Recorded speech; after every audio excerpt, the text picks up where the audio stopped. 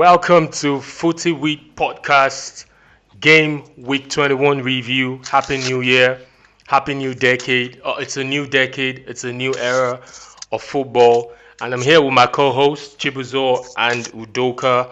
We will be reviewing Game Week 21 of the EPL. So you guys take it up from there. Hello, hello guys.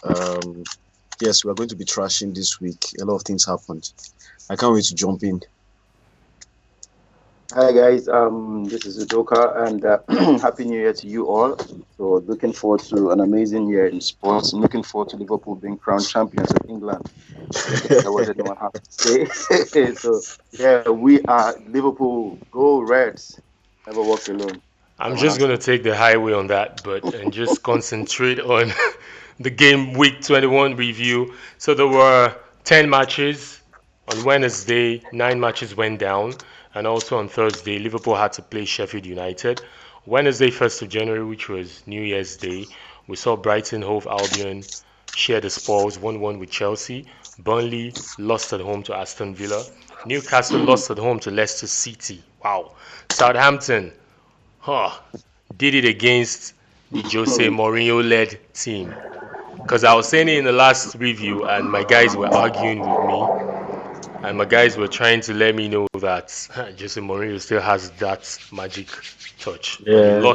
He lost against Southampton 1-0.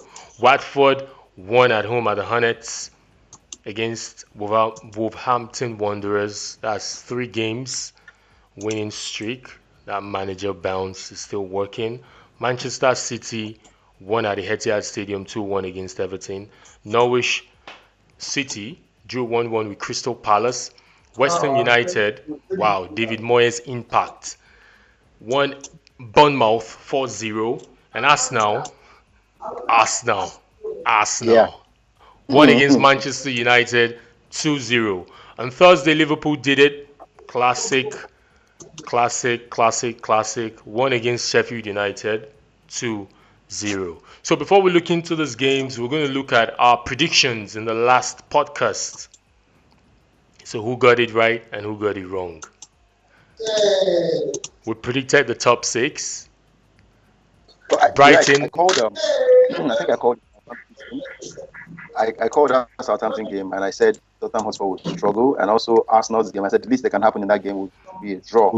Of course, Chibuzo, I think he's a Man United fan, so he actually said, "Nah, United will win this one." But hey, I was just being a United fan. Yes, then again, Brighton and Hove Albion against Chelsea. Yeah, I predicted a win for Brighton, but ended in a 1-1 draw. So I think it was a fair prediction on my own part. I had above 60% prediction. No, Newcastle United, Leicester City. No, I didn't give it to Newcastle. I said Leicester will take that one. Okay. Because those were the 5 matches we predicted. Matches we predicted. So Udoka had a fair one, right? Chibuzo? Yeah, I think I only missed Arsenal, Chelsea, and what's it called? Arsenal, Chelsea, and Arsenal, Manchester United, and Tottenham, Liverpool. Although I said that Tottenham defense is, I don't know what's happening to their defense. And I think Mourinho also, pointed in that direction about it. For me, the team is not yet tight. He's still trying to make sense of the team that he inherited, and things like this will happen once in a while. Let's not forget the drama that happened in the match. So, yeah, Arsenal, Man U. The thing is, when it comes to Ole, I think I've given up a long time ago. So me saying that Arsenal will win that match was just trying to ride on the wave of what Chelsea did. But then apparently it shows. No, you're saying Manchester United winning, not Arsenal winning. Manchester United winning is just trying to ride on the wave of Arsenal's defeat to Chelsea. Well, it's quite obvious that I'm still trying to watch some more videos on the analysis of that match as to how Ole, although there were some pretty obvious things, but Yes, we'll get it's to more that. than We'll get to that. heartbreaking. We'll get to So that. Yeah, I understand. I understand. those were the only He's matches that pained. two He's pained. matches. So out of I'm the not five, pained. I'm just out of disappointed. out of the five predictions, you got two right. I got I got what did I get? I got I nobody said none of us Chelsea said Chelsea was going to draw. No, Uh, I gave I it. I I actually give. said called for a straight win for Brighton. Yeah, I Udoka said Brighton was going to win. I I Both said of us said Chelsea. Chelsea You was said going to Chelsea. win. Yeah. Yes. So that means I only got I said Leicester was going to You win. said Liverpool was going to win as I said well. Liverpool was going to win. I said Man You City said was going to Tottenham was win. going to win as well. So that means I lost two. Two. That's Yeah. Southampton and Arsenal. Okay, so I gave it to Liverpool. Liverpool won. I gave it to Chelsea. I lost. I got that wrong. I gave it to Leicester City. I got the right. I gave it to Tottenham. I got the wrong. And I gave it to Man City. And I also gave it to Arsenal. So amongst the three, I think Udoka got it right. So Udoka won. Udoka is going to win last week's predictions champion. So Udoka is the reigning champion now. Yeah, so Udoka is Really, the reigning. Yeah, yeah. that's So the fight. we'll look at game 22, game week 22. We will predict that as well. So while we'll be reviewing game week 22, we'll also roll out the prediction and see who's going to be the king for that week. So straight in, let's start with Liverpool Sheffield United. I think we knew it was going to be. I saw that game as a game that will be quite difficult for Liverpool, but I think Liverpool disappointed me. I knew they were going to win, but I thought they were going to scrap, like really scrap and win because Sheffield United is a very efficient side. They play efficient football. Their work rate is good. Their work rate is crazy. But beginning of that match, the mistake that led to um, Mohamed Salah's goal, I think that really changed the whole narrative of the game, and Liverpool had it quite easy. So, what's your take on that, guys? Udoka starting first, please. Okay, I really do not have anything much to say concerning Liverpool's game because they've shown that they are hungry, they smell blood, so they want to go all the way. Playing at home at Anfield, I knew it was going to be a win for them against Sheffield. If they were playing against the Blades away from home, then I'd have said it was going to be a tough match. And of course, VAR came to play, cancelled Sheffield's goal. Yeah. So the early goal actually gave Liverpool the edge over Sheffield United. But of course, Sheffield gave it a good fight. But it's Liverpool. There's really not much analysis to this one. They knew they were going to win. We all know that they were going to win that game. So it's 100% for Liverpool all the way. Yeah, for me, I wasn't expecting Liverpool to lose the match. Sheffield. For me, I think if on paper, Liverpool's wing play would sort of suppress Sheffield's wing play because of how Liverpool's fullbacks bomb forward and all that. Yes, I also was thinking that Sheffield would make Liverpool pay dearly for any goal coming in, but like you were also surprised, I too was surprised, but I wasn't expecting Liverpool to lose that match, or because early this season, looking through this season, they've scrapped out or they've squeezed out wins from teams like Wolves, and other matches. So I think they've shown us that they are ready to win this title. That's just all I can say. Yeah, Liverpool, they've had a magnificent year, going 37 games unbeaten, 89 goals, and 101 points. Liverpool, they are showing us that they can go the entire season unbeaten because with the way they take out teams, man, And it's the it's Arsenal fans are not happy because of it's their record. yes, it's something you need Getting to close. it's something you need to worry yourself about because how do we see Liverpool going? But because my fear about it is, this thing that has to do with having a momentum, winning, winning, winning, winning, and then bam, you lose.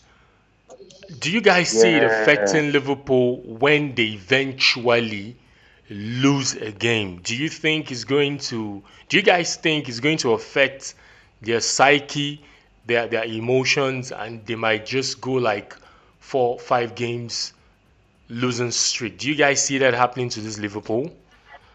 Nah. If this was last season, if this was last season, if this was last season, yeah, I would have said okay because of course they bottled up the 6 points that they had and they lost the league to Man City, but not this Liverpool. This Liverpool, they know what they're looking forward to. They can smell the trophy. They know the records have to be broken and all that. So this Liverpool, no matter how many games they lose this season, they won't bottle it up. And of course, if they lose any game, they'll bounce back on the next one, not back-to-back losses. Well, I don't know if the gap is a lot. I Yeah, don't know if they will just sleep for so long and just be sulking in a defeat and then lose a lot of more defeats and all that. I just think even if they lose a match, they will be like, okay, let's just we still have something to win. You understand? I don't really think that they would crash. Probably maybe if they lose 2 times, 3 times, and then there is now pressure, they may capitulate. But last season was like the ultimate bad experience for them. yeah. I don't think. But when you say 13 months, 13 week, oh geez, what I'm saying, 13 points. When you say 13 points is much. Last season they were 10 points ahead of Man City, right? Yeah, 10. Arithmetically, 13 is more than 10. Yeah, but Uh-huh. if we're to compare last season, 10 Yeah, points, 13 points is just a game difference, just one game. And when Yeah. you can either lose and you draw, imagine when you lose or you draw a match, that's that's killing that 3 points difference. So, and we saw a Liverpool of last season that had all the team. It had depth. Liverpool had depth last season. They didn't have that injury problem last Yeah. season. But this but the season, injuries yeah, are started coming in. yes, that's what I'm saying. That's That's what I'm another talking saying. point. Now injuries are started coming in all That's what I'm over different saying. clubs. Last season, you could bring in Oxley Chamberlain to come in and replace a Wijnaldum or a Henderson that gets injured. But this season, the same players you were using as the power subs, using as the good guys that can just come in and change the game. These are the same set of players that are getting injured for a long period, Yeah. i.e., Oxlade Chamberlain. We've seen less of Shaqiri this season. Yeah, but these are not Um, because in Liverpool, the key players are still okay. Let's wait until yes, Mohamed Salah. I'm trying to drop. I'm trying to drop like a hypothetical case here. So let's say, for instance, I mentioned it in the last podcast. A player like Arnold Trent and Alexander Arnold gets injured. A player like Mohamed Salah gets injured. A player like Sadio Mane, Van Dijk, the four guys get injured. It's possible. This is football. If the four players get injured all at the same time, they miss like 2, 3 weeks or 4 weeks of Liverpool's fixtures. How does that affect the team shape? How does that affect the psychology of the team? Because looking at their team, you don't have a suitable or a like for like replacement for these four guys that I've mentioned. So how do Yeah, they go about it? yeah. For me, I think Liverpool's pillars, the three pillars that Liverpool has in their game is the first is the bombing fullbacks. The second is the athletic midfielders, three athletic midfielders, and the last is the mobile strikers up front. So for me, well, if all these three elements are affected, then their gameplay is distorted. But for me, the main components of their gameplay, if a Trent gets injured, ah, And then if someone in their, if they can't, this, they do this high press, win the ball up the field and use it to immediately start a counter and get it and change switch play. So for the Trent or the, what's the other guy's name on the other Virgil side? van Dijk. Yeah, no, not the Virgil van Dijk. The Robertson. Robertson, Robert, Okay. if an injury on either of them, well, they might still have, they can still manage. Probably Klopp will now have to bring his genius to see how he can shake things up. But if they lose a Fabinho, sorry, what's the name of that Brazilian Fabinho guy? is injured already. What's his name? He plays there's this African guy, Keita, right? Keita, yeah. Yeah, Keita. Keita, Henderson. So the cross of his plays, start your attack from the wings. When you lose the ball, your midfielders have to hustle to get the ball back. So if he's depleted in that middle, it means that he won't be able to get balls back, and then it means that you will not be seeing cases whereby his defense will always be attacked and be exposed. So for me, I think I get your point. I think the injuries will be a major test. If a Salah goes out, maybe because of how prolific they are, but according to the shape, you might find somebody to fill in. You understand? The injuries in these aspects. If Virgil van Dijk is irreplaceable, but the person who plays next to him, if that person is injured, he can always replace the person. You understand? But these three components, very very important. If he loses players in all three, that's a potential downhill movement. In two of them, the team will be shaking. But in one of these three departments, he might be able to just manage and try to. Probably they won't be scoring as many goals as possible, and they'll be looking for draws or trying to win 1-0.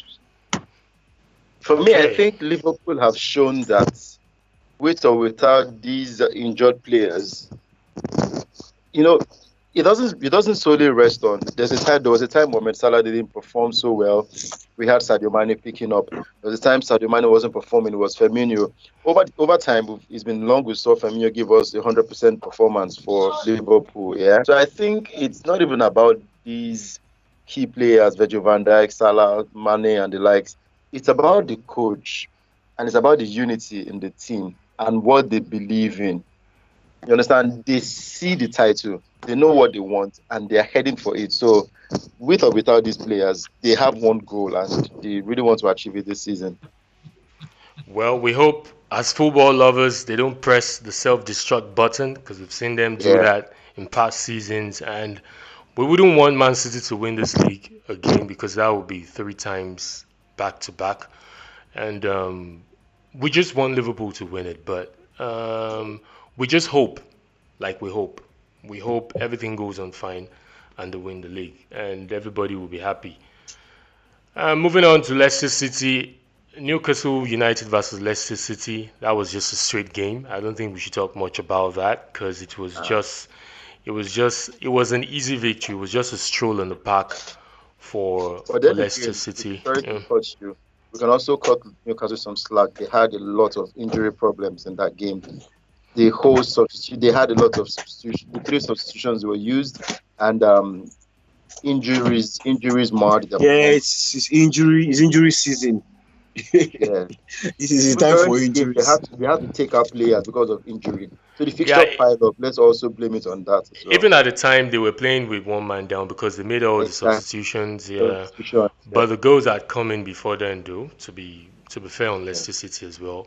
Not to just, it was a good performance. Vardy wasn't in the starting lineup. It wasn't even in the matchday squad, and they were able to stand up even without their prolific striker being present. Mm-hmm. So I think Iheanacho was able to deputize well and fill in the gap for Jamie Vardy. He had a good game as well, even if he didn't score. I think he hit the post. Is that his stats?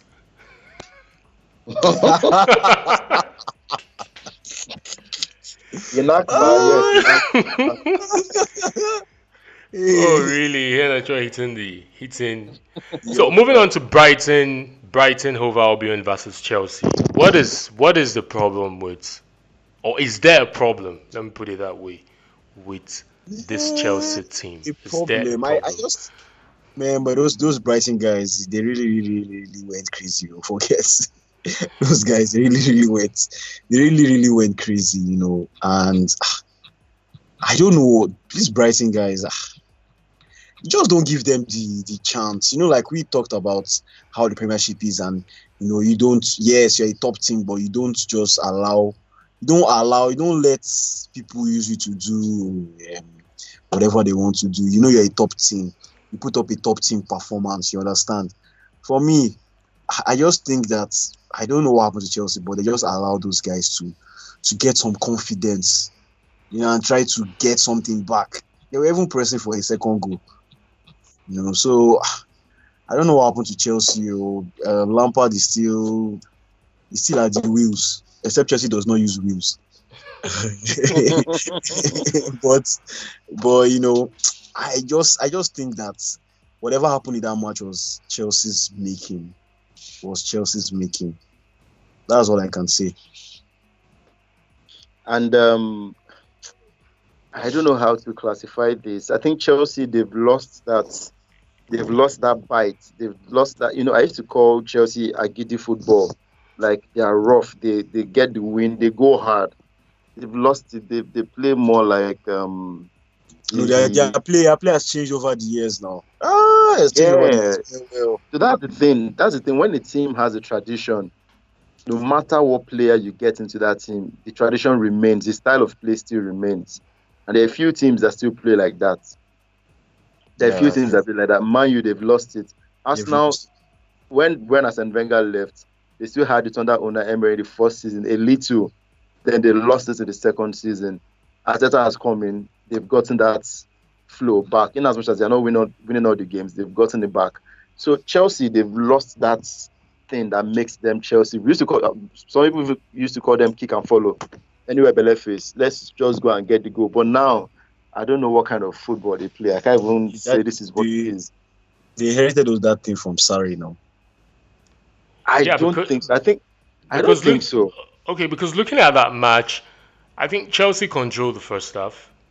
They Yeah. had a lot of chances. They had a lot of opportunities to have killed the game. Hmm. But for me, I'll tag it as lack of consistency. Consistency. Yeah, because looking at matches they've played, how they played against Arsenal, how they came back from behind to win, how they went to Tottenham, winning at Tottenham and defeating Tottenham 3-0 and pegging Jose Mourinho's team to just having one shot at goal for the entire 90 minutes. And you come to a Brighton side, which yes, they play more like Sheffield United. They play effective football, efficiency football, and you had the game in your hand to have killed at the first half. Imagine if you had went 2-3-0 up in the first half. There was no opportunity for Brighton Hove Albion to say, okay, we want to now come back in the second half and try to win. Even if they try to score a goal, but they wouldn't have that intent or intention to win the game. And see what happened after that incredible goal by that guy name. I can't pronounce that guy's name though. The superb goal he scored, the equalizer he scored for Brighton Hove Albion. Do you see that as goal of the year already or goal of the season? Nah, nah, nah, nah. There's a whole lot more to come. We've never started seeing goals yet. But that You goal know. was fantastic. We Yeah, need to big definitely. up I the give it guy. to We need him. to big up the guy. That goal was fantastic. I think Jahak Baksh. Oh, Don't worry, don't worry. Just a name that sounds like your Wi-Fi password. but that was 2 points. That was 2 points dropped for Chelsea Yeah, because that could have really it could have really helped in the push for top four. you push for top four. Top four. Yeah. Though it's still safe where they are. They're still in fourth position, but 5 points away from the fifth position. So imagine if they nicked the 3 points, that would have been 6 points, 6 six points. cool points, and no 7 points rather, 7 7 points, seven points. cool points. And well, it makes the season interesting because that race for top four is something else. It's going to go down the wire. Mhm. Yeah, so moving on to the last top six game that we're previewing. Arsenal, man, guys, get ready for this. Arsenal versus Manchester United. I think I'll just stay in the middle for Udoka and Chibuzo to Was to a to just disappointment. to just. But For before we go me, it was into that, I just want to just use this few minutes to like explain to us listeners what the program is all about. So this is Footy Week podcast. We preview the Premiership, the Premier League, the most interesting league in the world, and and we football. are and football. But basically, this podcast is just solely for reviewing games week by week in the EPL. There are other interesting contents that we're bringing that we're looking at bringing up, and very soon we'll be hitting our followers with it. We're on social media platforms. We're on Instagram, we're on Twitter, and we're on YouTube. So on Instagram is at FootyWit. On Twitter is at footy_wit. You can follow us there. And also on YouTube is FootyWit Analysis. That's the name of the channel. And also Udoka, which is one of our co-hosts, is a popular sport journalist. He works with Plus TV Africa. Is just coming to help us to big up this podcast so we can have incisive analysis and also very, very good content to give to our listeners. So we take it up from there. Arsenal, Manchester United. I'll just come in to mediate so that you guys don't hit each other. Mediate. There's no need for mediate. One side was very woeful, so it wasn't like we talked about Pepe, and I think I also it was part of a discussion where the talk was about how Unai Emery wasn't using Pepe because Pepe is sort of like frail and light, and then he needs someone to be close to him to be able to. He doesn't like holding on to the ball for too long, and then if a challenge comes, he's more likely to lose the ball, which is against which contradicts how do I put it? Which is an eye opener as against what people who haven't really taken time to study him have been saying that the guy was a flop and all that. But then he comes to this game and makes a mess of what's his name, Luke Luke Shaw. Shaw. He makes a complete mess of Luke Shaw so much that Luke Shaw was defeated psychologically. That he went to meet, he was tracking him to almost halfway of the pitch. Like, I don't understand. You just want to just get your own score, say this guy no pass me. You now leave your final last third and then go to the center third to go and be marking the guy. As in, and then an Ole, like I still say, the coaches that are the top coaches in the world now all have a system. And when you talk about the top coaches now, for me, let's take away the Zidane. Okay. Apart from Zidane, because Zidane has the, how do I put it now? He has the luxury of having an overflow of certain kind of players. But then you talk about Klopp, talk about Guardiola. Guardiola, talk about Conte, talk about Sarri. These are guys that when they go to a new club, they bring in that way of playing, and then they change everything. For me, I still keep saying that Ole doesn't have a way of playing. The only thing that I know that Ole did different from Mourinho was that he allowed them to allowed more movement up front, which always plays when there's a counter, and that's why people always say that anytime people come out to play play Man U, they are able to counter them and score. And that was what happened when they played big teams. Or when they come against low bottom league teams who want to defend two banks of four, it's very difficult for them to break through. But then in this match now, Arsenal came to play. What happened? You get, so for me, he does this magical thing of removing James Guy and bringing in Greenwood, or starting a Lingard that has never gotten an assist or a goal throughout 2019, and then starting for you, and then you have a Mata on the bench, and you have a bear on the bench. You understand? I don't know the pact he has contractual part he has agreed with Lingard. But then other things I saw in the match where you are playing a Fred and Matic that are left footers who always play balls to the side. And that means they were always playing balls to the left side. So all these things, I watched the match and I was seeing all these things. I was like, this man, is he not seeing? Yes, as a coach, because I've been opportune to get involved in coaching a football side. Then I know that the way I used to be critical before has changed, because as a coach you see the team both in parts, and but then I'm like, you're taking out James, your threat of attack, and you're bringing in Greenwood. What stops you from taking them to the opposite side, and then it becomes an inverted winger or something? Why do you have to take out your only outlet of attack? Because Shaw is already dead. Nothing was happening from that side. I was already surprised. dead. I was really surprised at that Yeah, at that yeah, substitution okay. he made. I was surprised at the substitution Ole made, because James, that could threaten the opposition. Threatening your opposition, you're taking him out for a Greenwood that is not a winger, that will still Yeah. be drifting, trying to drift to the center. And then who will now push up to that space? Is it the same Shaw that is having psychological battles with Pepe? Or I Wow. don't know. Psychological. In as much as we keep shading Man U and all that, saying they had a bad performance, Arsenal had a terrible second half. If That Man U is had what taken I'm their, saying. if Man U had That's taken what their I'm saying. chances, if Man U had taken their chances, Arsenal fans would not be screaming, 2-0, 2020, what a good way to start the year. I'm an Arsenal fan, but hey, they did their best. I saw good football for the first time in a long time, and they won Man U. Yes, kudos. But the second half was terrible. Did you They could see? have Did you actually see how conceded. in the first half? Did you see how what they were doing, where they were allowing what's his name, Granit Xhaka, to come to play like a full centre back? Yeah, true. But then let's look at the two managers. Ole Gunnar Solskjaer coming to Manchester United. What is in his portfolio? He managed a club in Norway. He won the title there. You can't compare the Norwegian league with the EPL. He came to this is not his first time coming to the EPL. You remember?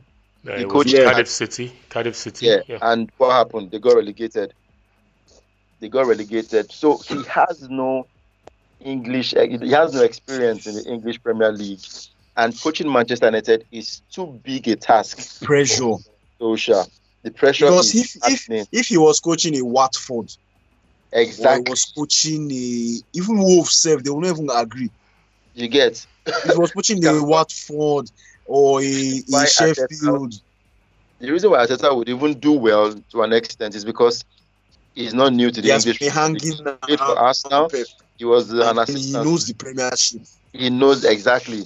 He knows it. So watching that game, Arteta is someone who understands the way Arsenal plays football, and that's what we saw that day against Manchester United. So yeah, big win for Arsenal, but some of the Arsenal fans are still not convinced with what they saw yesterday. They want to have a run to the end of the season, win the rest of the Wait, were game. you guys looking for 5-0 or what? Yeah, maybe that would have been satisfying. Well, there Were were you guys looking for a 5-0? opportunities. There were opportunities in that match, in that first half, for Yeah, instance. Arsenal could have gone like 4-0, 5-0 up. mhm, The chance Torreira had, the chance Lacazette had. Lacazette, he turned, what's this guy? A guy that's tall as, what's his name? Maguire. He turned yeah, him inside out. And if had it been Lacazette had just had an extra patience, like 3 seconds, if he had Okay, yeah, looked up, yeah, yeah, yeah. I if remember he that. had looked Yeah, yeah. up, Aubameyang was there just to pass the ball and would have tapped in the ball.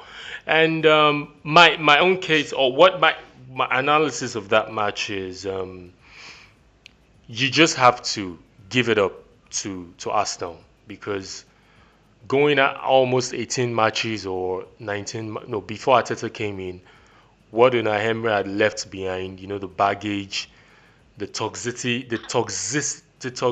he has created in that team, and having a new manager which is young, which had fresh ideas, new ideas, coming in, trying to sell his idea to the team.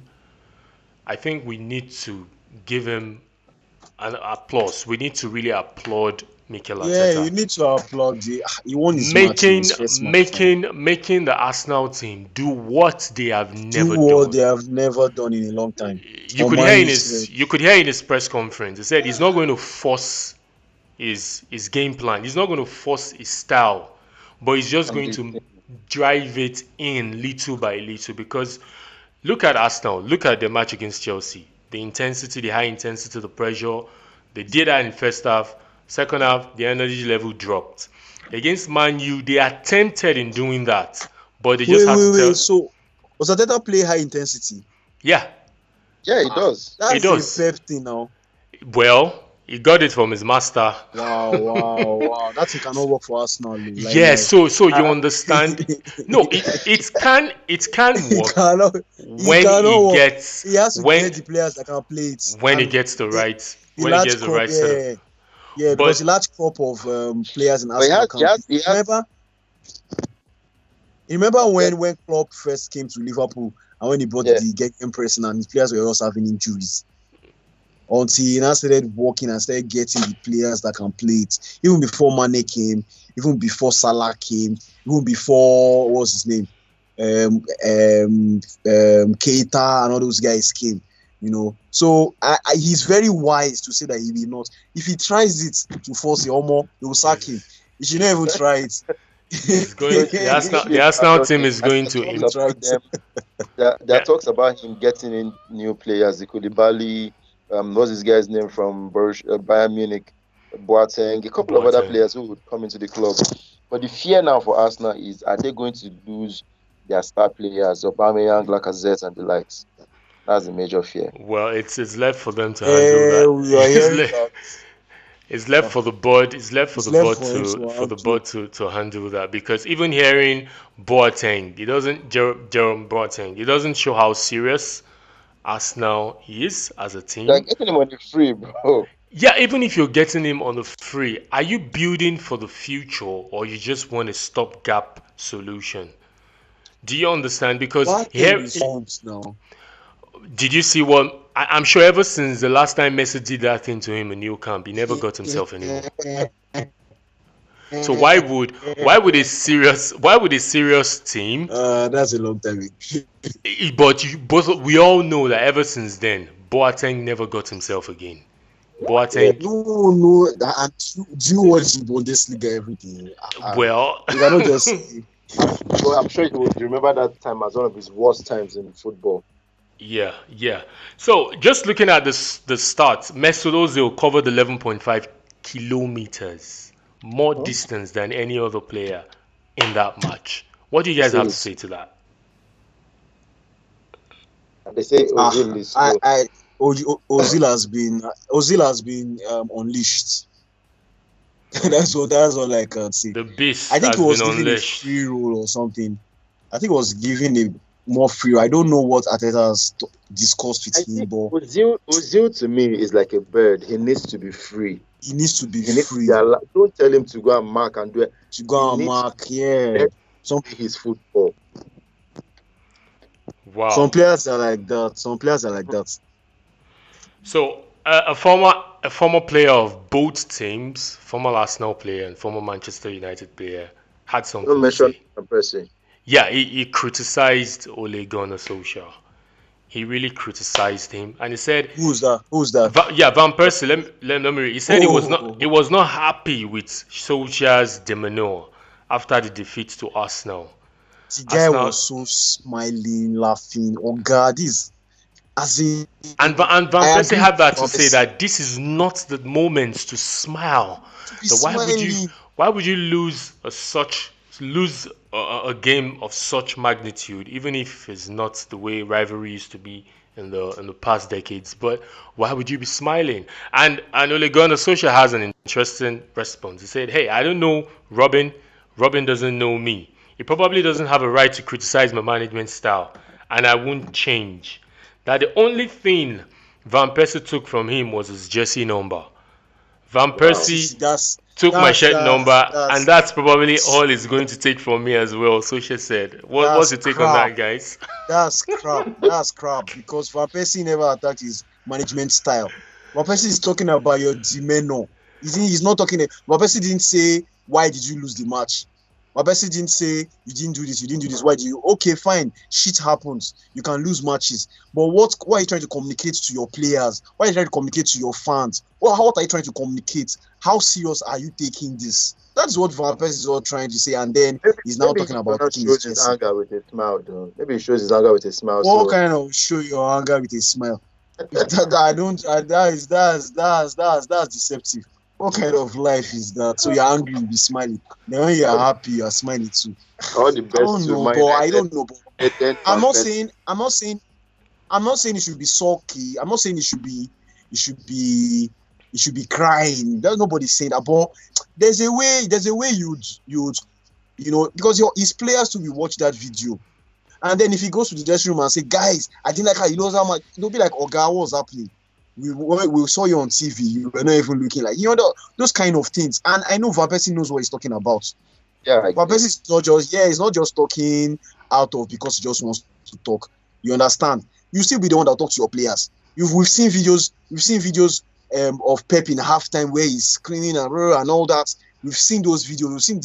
We've heard stories of I've heard a story of Mourinho saying when he was in Porto and then they were losing a match and then his captain, then I can't remember, he used to be one of the defenders, told Mourinho that Mourinho, don't talk to the players. I'll talk to the players. yes, Then he told yes. Mourinho to stay outside and the guy entered this side, blasted the players, tore them into pieces, told Mourinho come and coach us. Mourinho came coach us. In that match, the guy scored 2 goals. Mm-hmm. You understand? So all these things, I remember. all these things happen. Like I said, I've had an opportunity I'm not a professional coach, but I handle my company's team. But then you cannot be we are 1 goal down and you take.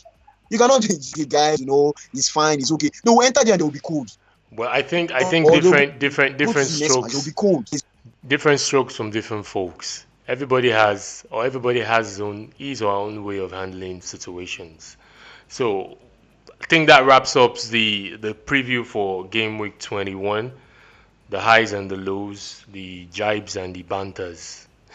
That's all good. So we'll be looking at game week 22 predictions. Udoka has won. Udoka is the current champion.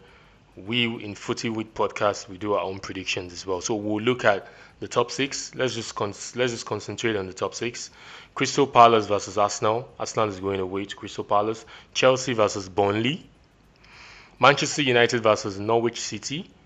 Tottenham Hotspur versus Liverpool. And Aston Villa versus Manchester City. So Wow. Crystal Palace Arsenal. Just one word, so we don't waste time. Matches, they are trick match. Okay, I think the only match I can comfortably wait to Arsenal, Crystal Palace, Burnley, Chelsea, Man U, Norwich. No, Crystal Palace Arsenal, Chelsea Burnley. I don't know how to predict because Man U can lose against Norwich. Burnley can still get the top of Chelsea. Arsenal may not win Crystal Palace. It's only like maybe Man City that can win. Okay, so go. Let's have your prediction. My prediction, okay. Liverpool, Tottenham, a draw. No, Liverpool, Tottenham. No, Tottenham is at home against Liverpool. Tottenham, Liverpool. A draw. Okay. I think a draw. Okay. Arsenal, Crystal Palace. So Crystal Palace versus Arsenal. Crystal Palace, Arsenal. Hey, please can another person take? Well, let me just go straight. Crystal Palace, Arsenal. I predict an Arsenal win. Chelsea, Burnley. I predict a Chelsea win. Chelsea is going to win Burnley. Burnley, they've not been in a good form. Manchester United, Norwich City. Manchester United will take that. Manchester United will win that. Tottenham Hotspur versus Liverpool. I predict Tottenham winning Liverpool. I would after my show nude. Aston Villa, Manchester City. I see Manchester City winning that. I see See, Manchester City winning that. So Liverpool hate. Udoka, Okay, Chibuzo, you're not done. You're not I'm done. not done. Yes. Yeah. I'll go crazy on the predictions now. Crystal Palace, Crystal Arsenal. Palace, Arsenal picks this one. Chelsea, Okay. Burnley. This that happened is a draw because Chelsea they've not gotten themselves yet. Manchester United, Norwich, dicey, but United should be able to pick this one if Pookie is not in a good shape. Then Tottenham, Liverpool takes this one away from home. Liverpool takes this Okay. one away from home. And City, Aston Villa, No, Aston Villa it's City. Aston Villa City. a draw. A draw. Okay, a draw. A draw. Okay, So so me, I'm Chibuzo. going back. Coming back to me, Chelsea wins, Arsenal wins, Man U wins, Man City wins, Liverpool Tottenham draw. Okay. So finally, before we round up, it's a new decade. It's a new decade, a new era.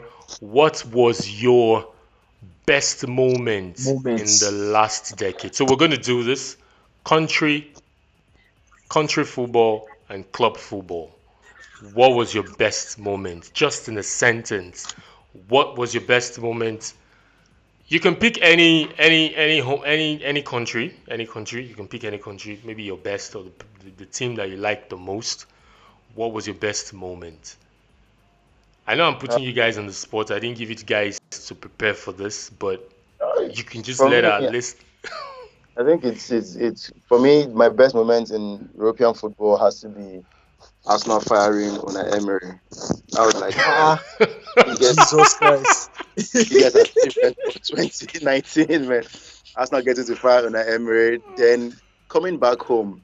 My best moment for football is a tough one. It's a tough one because there are really no moments to pick from football. Yeah, best moment in football was Nigeria eventually winning the bronze medal and a Johnny Gallo emerging as the highest goal scorer before and after the Nations Cup. That's for the qualifying tournament. He was the highest goal scorer.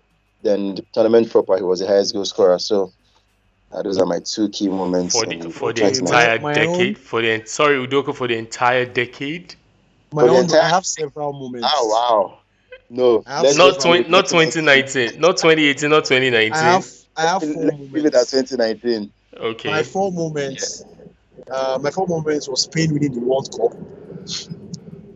that Four. was 20, That's 20, 2010. 2010. Okay, it still falls And within the then last decade. Yeah. Germany beating Brazil 7. 7-1. Then in the Premiership, moment was the season we won. Man U won the Premiership after signing Van Persie.